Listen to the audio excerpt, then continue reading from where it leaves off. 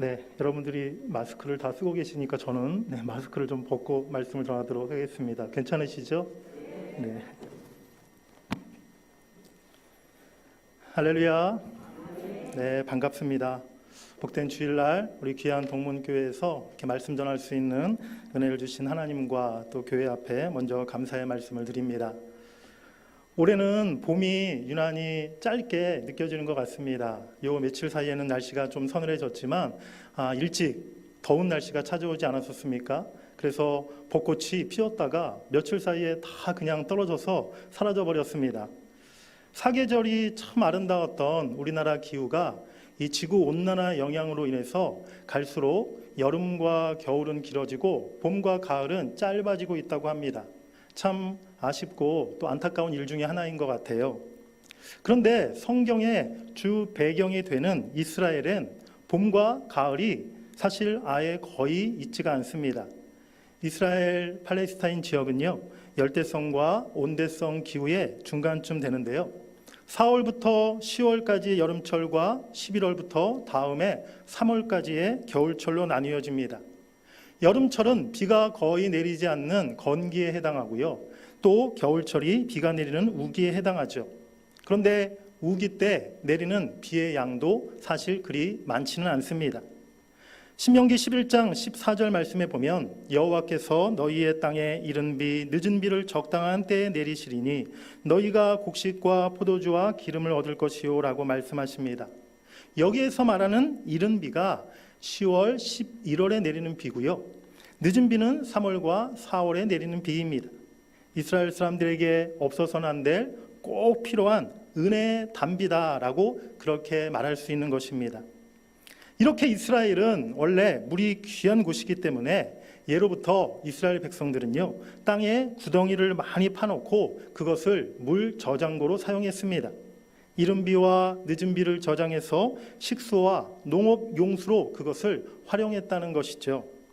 작은 것은 깊이가 한 2m 정도 되는 것도 있었지만 그 중에 큰 구덩이는 깊이가 8m가 넘는 것도 있었다고 합니다. 그런데 건조한 여름철이 되면 이미 구덩이의 물은 다 메말라 없어져 버리고 그 바닥은 진흙 수렁이 되어 버리는데요. 혹시라도 누군가 그 구덩이에 빠지게 되면 다른 사람이 건져서 구출해 주기 전에는 절대로 그 자기 힘으로 빠져나오기가 거의 불가능했습니다. 결국 그 구덩이 속에서 죽을 수밖에 없는 것이었죠. 창세기에 보면 요셉이 애굽으로 내려가는 상인들에게 노예로 팔리기 전에 형들이 그를 물 없는 구덩이에 넣었다고 했는데요. 요셉이 바로 이러한 구덩이 속에 던져졌던 것입니다. 사랑하는 여러분들, 지금까지 살아오시면서 혹시 이런 깊은 구덩이나 또 수렁에 빠져본 경험이 있으십니까? 우리가 이스라엘에 사는 것도 아니고 또 우리 주변에 물 구덩이 같은 것이 없기 때문에 그런 경험이 있을 일이 없었겠죠. 오늘 시편 본문에 나오는 이 문구는요, 사실 비유적인 표현입니다. 깊은 웅덩이와 수렁이라는 것은 우리 인생 가운데 피할 길이 전혀 없고 살 길이 보이지 않는 절망적인 상황에 빠진 것을 의미하고 있다는 것입니다. 오늘 본문 2절 말씀에 보면 기가 막힐 웅덩이와 수렁이라는 그런 표현이 있습니다. 여기서 기가 막힐이라는 단어는 히브리어로 샤온이라는 단어가 사용되어졌는데요. 이 샤온이라는 단어의 원래의 뜻은 황폐한, 멸망의, 무시무시한 그러한 뜻을 가지고 있는 단어입니다. 즉 메마르고 황폐한 웅덩이, 멸망의 웅덩이, 무시무시한 수렁에 빠진 것입니다. 말 그대로 완전히 망해서 죽을 것 같은 무서운 상황에 처했다는 것이죠. 이 시편 40편을 쓴 사람은 바로 우리가 잘 알고 있는 다윗입니다. 다윗은 이스라엘의 왕으로서 40년간 이스라엘을 다스렸던 그러한 사람이에요. 하나님의 사랑과 모든 백성들의 존경을 한 몸에 받았던 이스라엘의 가장 위대한 왕이 바로 다윗이었습니다. 사무엘상 13장 14절에 보면 다윗은 하나님 마음에 맞는 사람이었다, 하나님 마음에 꼭 합한 사람이었다라고 이렇게 말씀하고 있습니다. 오늘 그런 다윗이 지금 스스로 빠져나올 수 없는 깊은 웅덩이와 수렁에 빠졌다고 그렇게 말하고 있는 것입니다. 그렇습니다. 다윗과 같은 위대한 사람도, 하나님의 사람도 기가 막힐 웅덩이와 수렁에 빠질 수 있는 것입니다. 누구나 이와 같은 웅덩이와 수렁에 빠질 수 있다는 것이죠. 코로나19가 발생한 지 벌써 1년이라는 시간이 훨씬 더 지났습니다. 전 세계 모든 국가, 전 인류가 코로나로 인해서 극심한 피해와 고통을 겪고 있습니다. 이제 다행히 백신이 개발되어서 우리나라도 이제 백신 접종이 막 시작되긴 하였지만요. 사실 지금도 이 코로나 사태가 언제 끝이 날지 알 수가 없는 그런 상황에 있습니다. 그 가운데 경제적으로 많은 백성들이 큰 피해를 입었고요. 정신적으로도 심리적으로도 많은 사람들이 고독감, 우울함, 미래에 대한 두려움에 힘들어하고 있습니다. 거리두기가 계속 길어지면서 모든 사람들이 지금 큰 피해를 또 고통을 겪고 있다는 거예요. 얼마 전 제가 신문 기사를 보니까 요즘에 코로나 블루를 겪고 있는 사람들이 급증하고 있다고 합니다. 코로나로 인한 우울증 환자들이 굉장히 많이 늘어나고 있다는 거예요. 연세 드신 어르신들 외출할 수도 없고 친구분들 만날 수도 없고 너무 외롭습니다. 한참 취업을 준비했던 청년들 더 취업하기가 어려워졌어요. 장사하시는 자영업자들 장사가 되지가 않습니다. 학생들 학교를 가지 못하니 선생님과 친구를 만날 수 없고 집에서 혼자 온라인으로 공부해야 하는 어려움을 겪고 있습니다. 그야말로 모든 사람들이 코로나로 인해서 고통을 겪고 있고 어려움을 겪고 있고 피해를 입고 있다는 사실입니다. 교회도 예외가 아니죠. 교회도 너무나 큰 타격을 입었습니다. 주일 예배를 교회에 모여서 드리지 못하고 각자 집에서 개인적으로 온라인으로 예배해야 하는, 정말 우리가 이전에 상상조차 하지 못했던 일들이 우리에게 일어났고 그 일을 지금도 우리가 겪고 있습니다. 예배뿐입니까?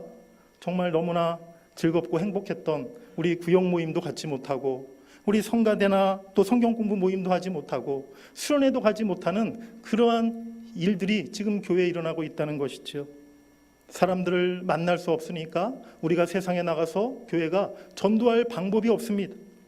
우리 아이들, 학생들 지금 주일학교 상황은 더 심각한 상태에 놓여져 있습니다. 과연 우리가 잃어버린 일상을, 우리가 코로나 이전의 그 모습을 다시 회복할 수 있을까요? 교회가 이 어려움을 딛고 일어서서 다시 교회의 부흥의 그 날을 우리가 맞이할 수 있을까요? 우리 인생 가운데 기가 막힌 웅덩이와 수렁에 빠졌을 때 우리는 어떻게 해야 하는 것일까요? 시편 40편 말씀은 3000년 전에 다윗이 지은 시입니다. 하지만 오늘 이 시편 말씀을 통해서 다윗에게 주셨던 그 하나님의 말씀이 오늘 우리에게 동일하게 주시는 은혜의 말씀이요 약속의 말씀임을 여러분들이 믿으시기를 간절히 바랍니다. 하나님은 오늘 저와 여러분들에게 또 우리 교회를 향해서 어떤 말씀을 하고 계십니까? 첫 번째는 기다리며 간구하라 라고 말씀하십니다. 한번 따라해 보시겠습니다. 기다리며 간구하라. 오늘 본문 1절 말씀입니다. 내가 여호와를 기다리고 기다렸더니 귀를 기울이사 나의 부르짖음을 들으셨도다. 아멘. 하나님에 대한 불순종으로 버림받은 사울 왕을 대신해서 다윗은 이스라엘의 새로운 왕으로 택하심을 받아 사무엘로부터 기름 부음을 받았습니다. 하지만 다윗이 기름 부음 받은 후에 곧바로 왕의 자리에 올랐던 것은 아니었어요.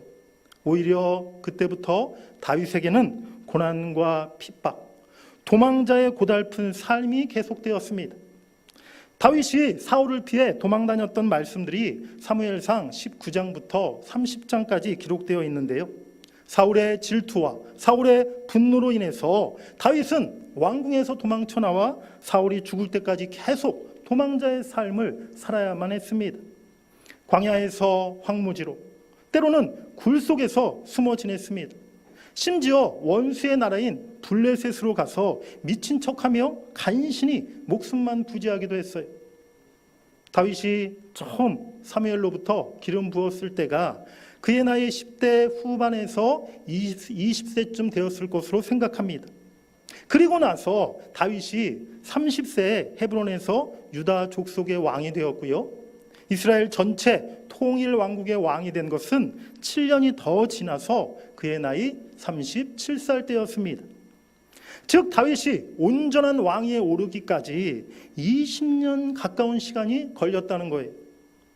그 긴 세월 동안 다윗은 포기하지 않고 절망하지 않았고 하나님의 때를 그가 기다리고 또 기다렸습니다.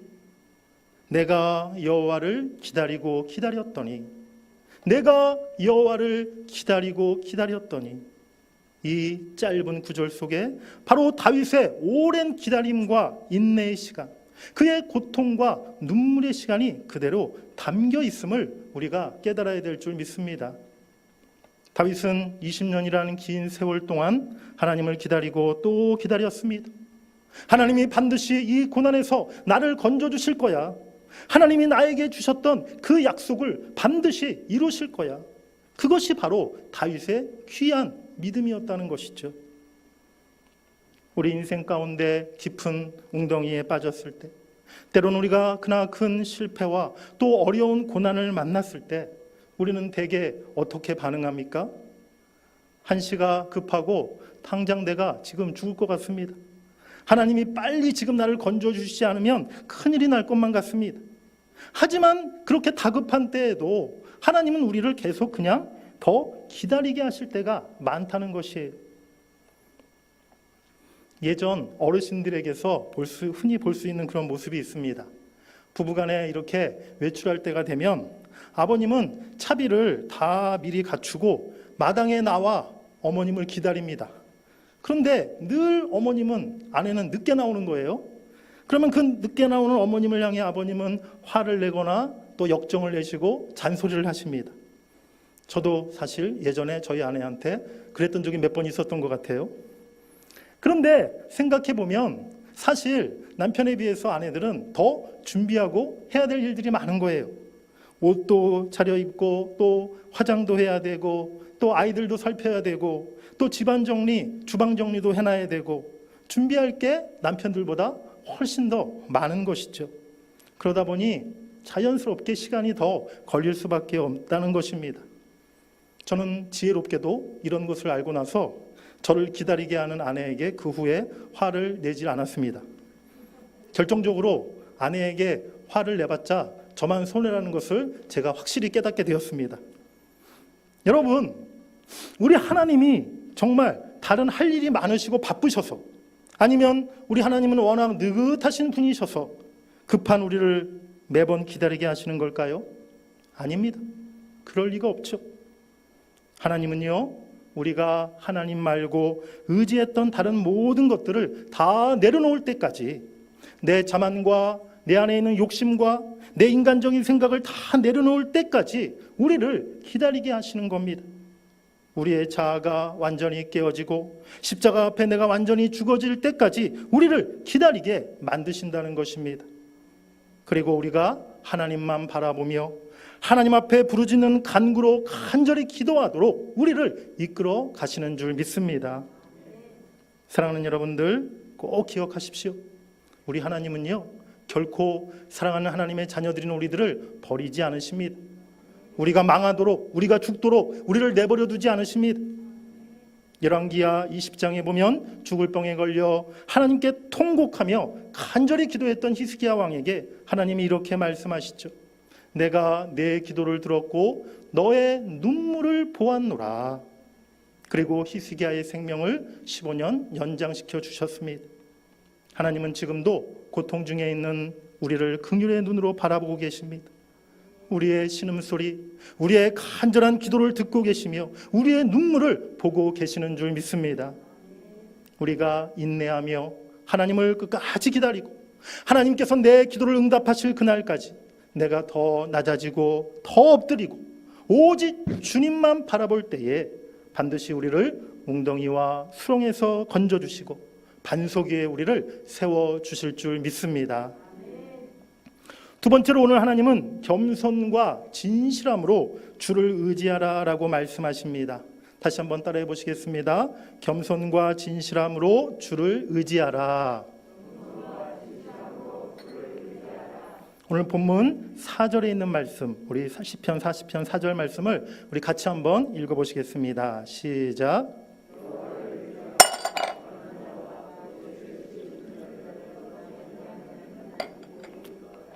아멘. 여호와를 의지하고 교만한 자와 거짓에 치우친 자를 돌아보지 아니하는 자에게 복이 있도다라고 말씀하세요. 사랑하는 여러분들, 우리 하나님은요 그냥 아무나 누구나 다 도우시는 게 아닙니다. 그렇다면 하나님은 어떤 사람을 도우시고 어떤 사람에게 복을 주신다고 말씀하십니까? 바로 하나님을 의지하고 신뢰하며 언제나 겸손과 진실함으로 하나님 앞과 사람들 앞에 살아가는 그 사람을 도우시고 그에게 복을 주신다라고 말씀하고 있습니다. 진짜 하나님을 경외하고 하나님을 신뢰하는 사람인지 그렇지 않은지를 우리가 어떻게 구별할 수 있을까요? 교만하여서 늘 자기 힘과 자기 지식과 자기의 의로움을 앞세우는 사람, 내 이익과 성공을 위해서 거짓과 속임수를 일삼는 사람, 가식적이고 위선적인 모습으로 하나님을 속이고 하나님 앞에 절대 엎드리지 않는 사람, 이런 사람들은 절대로 하나님을 경외하고 하나님을 신뢰하는 믿음의 사람이라 말할 수 없습니다. 잠언 11장 1절부터 3절 말씀에 보면 속이는 저울은 여호와께서 미워하시나 공평한 추는 그가 기뻐하시느니라. 교만이 오면 욕도 오거니와, 여기서 욕은 수치를 의미하는 단어입니다. 즉 교만이 오면 수치도 오거니와 겸손한 자에게는 지혜가 있느니라. 정직한 자의 성실은 자기를 인도하거니와 사악한 자의 폐역은 자기를 망하게 하느니라. 하나님은요 속이는 자, 교만한 자를 미워하신다고 말씀하십니다. 그를 결국 망하게 만드신다는 거예요. 반면에 겸손하여 정직한 자를 기뻐하시고 그에게 복을 주신다고 오늘 하나님은 말씀하시는 줄 믿습니다. 사랑하는 여러분, 사랑과 은혜와 자비가 풍성하신 우리의 아버지 되시는 우리 하나님께서 왜 우리를 때로는 깊은 웅덩이와 수렁에 빠지게 하십니까? 그리고 수렁에 빠져있는 우리를 왜 하나님이 그냥 내버려 두시는 겁니까? 그를 통해 낮아지고 엎드리고 더 겸손해지라는 하나님의 뜻이 거기에 담겨 있다는 사실입니다. 내 수단과 방법, 그동안 사용했던 내 인간적인 그 잔재주와 속임수 같은 세상 방법들을 다 버리라는 것이죠. 있는 모습 그대로, 내 모습 이대로 하나님 앞에 두 손 들고 나오라는 그 하나님의 뜻이 거기에 담겨 있음을 우리가 깨달아야 하는 것입니다. 교만하지 않고 거짓에 치우치지 않는 사람을 하나님은 도우시고 그에게 반드시 복을 주시는 줄 믿습니다. 앞서 말씀드린 것처럼 하나님의 백성들도, 우리 그리스도인들도 때로는 웅덩이와 수렁에 빠질 수 있습니다. 실패와 어려운 상황을 만날 수 있습니다. 하지만 그것이 결코 불행과 저주가 아니라는 것입니다. 그를 통해 하나님을 더 의지하고 내가 더 겸손하고 진실해진다면, 하나님과의 관계가 더욱 깊어지고 온전해진다면 그것이 우리에게 가장 큰 은혜가 되고 축복이 될 줄 믿습니다. 오늘 우리가 만난 이 어려운 코로나 상황이 교회와 여러분들 모두에게 도리어 은혜가 되고 축복이 되기를 원합니다. 우리가 이 코로나가 다 지나간 후에, 먼 몇 년이 훨씬 지난 그 후에 이때를 생각해 보면서, 그때 참 코로나 때문에 우리가 마스크 쓰면서 예배했었지, 또 교회에 나가서 예배하지 못하고 집에서 온라인으로 예배했었지. 하지만 돌아보니까 정말 그때 더 내가 예배를 사모했고 더 하나님을 간절히 바라보았고 또 그 고난 중에서 우리 교회가 더 하나 됐었지. 그러한 은혜의 고백을 하나님이 우리의 입술에 하게 하실 줄 믿습니다. 이사야 41장 10절에 하나님이 뭐라고 말씀하십니까? 두려워하지 말라, 내가 너와 함께함이라. 놀라지 말라, 나는 내 하나님이 됨이라. 내가 너를 굳세게 하리라. 참으로 너를 도와주리라. 참으로 나의 의로운 오른손으로 너를 붙들리라. 아멘. 여러분의 인생 가운데 이 같은 하나님의 함께하심, 하나님의 도우심의 은혜가 날마다 경험되고 하나님이 그 능력의 손길로 언제나 여러분들을 굳게 붙들어 주시기를 주의 이름으로 간절히 축원합니다. 세 번째로 오늘 하나님은 우리들에게 새 노래를 부르리라 라고 이렇게 말씀하십니다. 오늘 말씀의 제목이기도 한데요, 우리 한번 크게 외쳐보겠습니다. 새 노래를 부르리라. 오늘 본문 3절 말씀입니다. 우리 다시 한번 같이 읽어보시겠습니다. 시작. 새 노래 곧 우리 하나님께 올릴 찬송을 내 입에 두셨으니 많은 사람이 보고 두려워하여 여호와를 의지하리로다. 아멘. 다윗은 자신의 고통을 하나님께서 보셨고 자신의 간구를 하나님이 들으심으로 기막힌 웅덩이와 수렁에서 자기를 끌어올리시고 새 노래를 부르게 하셨다라고 그렇게 고백하고 있습니다. 오늘 시편 전체를 다 살펴보지는 못했지만 여러분들 시편 40편을 끝까지 한번 읽어보시기 바랍니다. 시편 40편 전체를 살펴보면 새 노래라는 것은요, 바로 구원의 노래이고 용서의 노래라는 것을 우리가 발견하게 됩니다. 또한 새 노래는 감사의 노래이고 새 희망의 노래라는 것이죠. 지난날에 죄와 허물을 용서해 주시고 또 고난에서 끌어내어 나를 반석 위에 세워주셨을 뿐 아니라 이제 새로운 은혜, 새로운 축복을 주실 것을 기대하면서 오늘 지금 다윗은 하나님을 찬양하고 있는 것입니다. 우리 본문 마지막으로 5절 말씀을 다시 한번 같이 읽어보시겠습니다. 시작. 여호와 나의 하나님이여, 주께서 행하신 기적이 많고 우리를 향하신 주의 생각도 많아 누구도 주와 견질 수가 없나이다.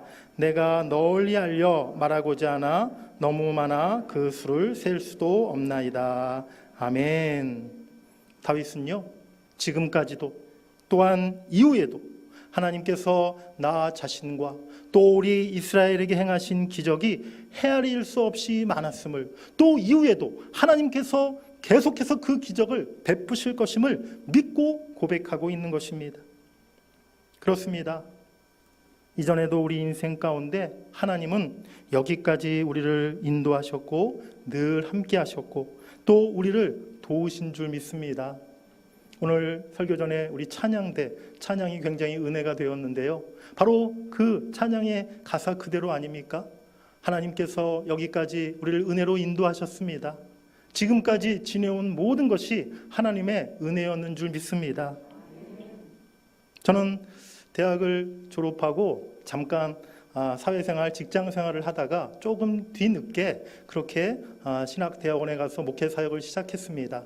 2001년도부터 제가 신학대학원에 들어가서 그 해부터 곧바로 또 전도사 사역을 함께 시작했는데요, 그때부터 지금까지 20여 년간 목회사역을 해오면서 정말 수없이 많은 하나님의 은혜를 경험하였습니다. 오늘 이 자리에 제가 서 있기까지 하나님의 공급하심, 하나님의 그 예비하심, 하나님의 그 인도하심 속에 부족한 제가 정말 하나님의 오직 그 은혜로 목회사역을 잘 감당해 올 수 있었다는 것이죠. 이에 대한 간증거리가 저에게 참 많습니다.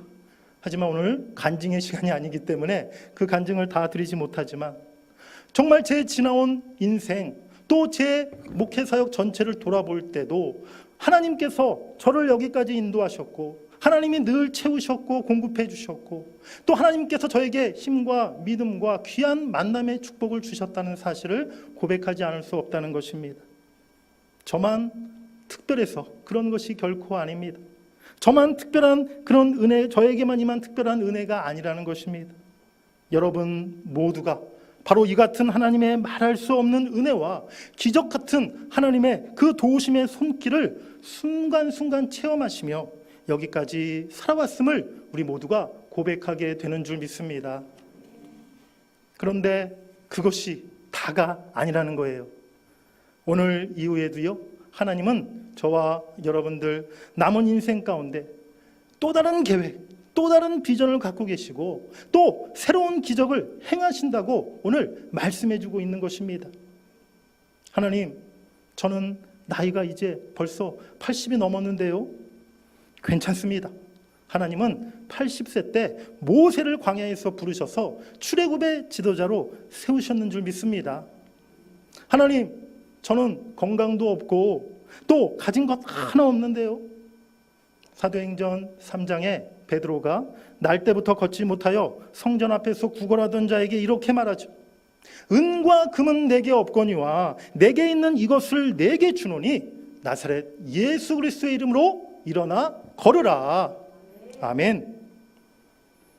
지금 내가 가진 것 아무것도 없다 할지라도 우리에게는 가장 귀한 보배, 가장 크신 능력의 이름 예수 그리스도가 있음을 믿으시길 간절히 바랍니다.